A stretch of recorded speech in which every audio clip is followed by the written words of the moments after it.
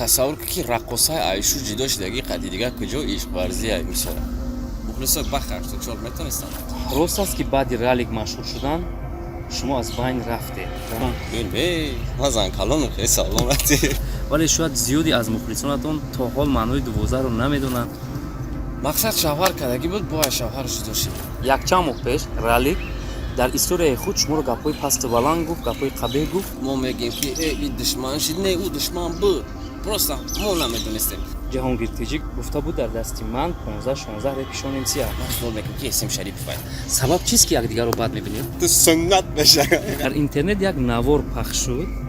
با نام نیرنگ‌های شانم سی برادر امید تجمعنی کار کرد نمیدونم چی بکرد